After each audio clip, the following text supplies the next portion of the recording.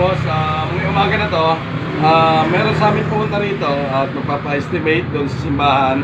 Actually may price na sila pero titignan ko pa rin kung nagkakaabutin. Pasyalan natin siya ngayon, simbahan. Tara!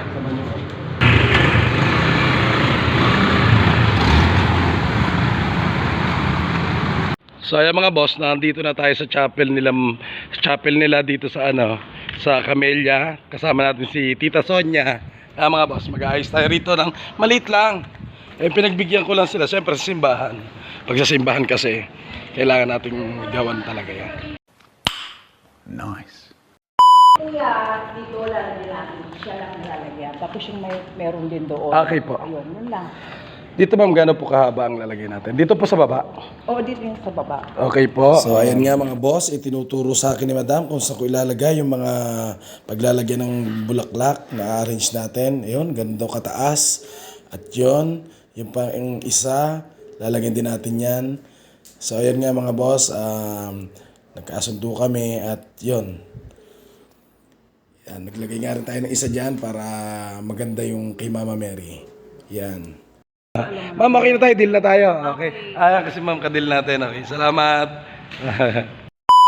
So ayun nga mga boss, pagkatapos namin mag-deal ni madam, sinamahan ko na rin nga pala ng pagdarasal, panalangin para syempre pagpalain tayo at gabayan tayo sa lahat ng oras, sa mga ginagawa natin at sana matupad ang mga pangarap, ang mga mitingan sa buhay. At ayun nga pala mga bossing, tahimik lang muna tayo dyan at tatapusin na rin natin kasi syempre naghihintay na rin yung ating manager sa pwesto. Umiiyak na po yun, kakahintay sa akin. Ayan.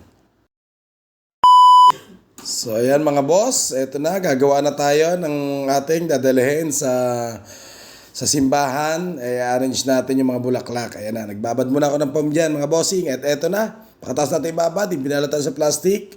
At ayan, gugupitin natin yung mga dahon na pang dekorasyon natin, mga bossing. Si Commander, ayan, nagmo-model-model.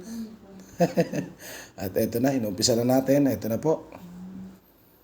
Ganun lang naman kasimple paggagawa ng bulaklak. Hindi naman ganun kahirap yan.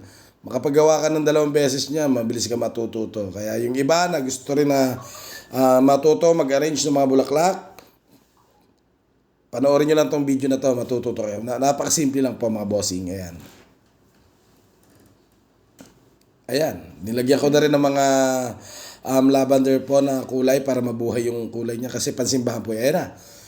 Ayan na po yung finished product natin para dun sa isang malaki na para sa altar ng simbahan. Ayan. Ganun lang po kasimple. Mga boss, i-deliver natin yung ginawa natin simbahan. Ayan. I-ayos na natin yan dun. 1 hour later. Ayan na mga sir, tinricycle ko na lang. Tinricycle ko na yung bulaklak kasi wala tayong service na Ito yung chapel na lang. Ayan. Mga boss, pupuntahan ko lang si madam doon para may deliver natin. Ito lang naman, konti lang to. Kaya mukha lang malaki siya, syempre inano ko scatter. Teka lang po, pupuntahan natin yung kuya. Sige. Hintayin lang natin kuya. Andiyan naman po. Ito, ayan. Ayan mga boss, yung bulaklak natin, ginawa. Sa shop, ayan na. Shop ni Mary Jane sa J4 Flower Shop. Ito, ginawa natin. Ayan. Baba muna natin, hintayin natin si madam. At eto na mga bossing, paglabas ni ma'am, sinumulan ko na kaagad yung sa karosa nila. Isang maliit karosa lang naman ang ipinagawa sa akin yan. Ayun, itinali ko na yung mga bulaklak, yung foam kasi niya nilagyan ko po ng straw para may tali ko dyan para kapag hinila nila yan, hindi malalaglag.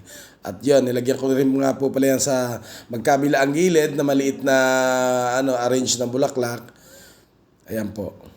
Kaya ko po nilagyan ng mga kulay para po mabuhay naman, hindi po puro puti. Kasi kapag puro puti naman yung ginawa ko, magmumukhang naman po yun. Hindi po para sa simbahan yun. Alam niyo na kung ano yun. Ayan, dito sa simbahan, ang mga kasama natin sa simbahan, ayan. J4 po. J as in... J at 4 po. Picturean mo kami. Kami Inuna yung 4J. Ayan. J4 po. Hindi ka makita. Sa J4 po yan. Ayan. Thank you, J4. J4. Yes, okay.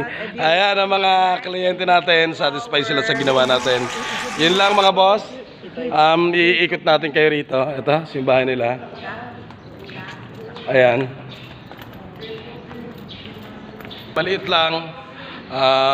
Kumbaga pinagkasya lang natin.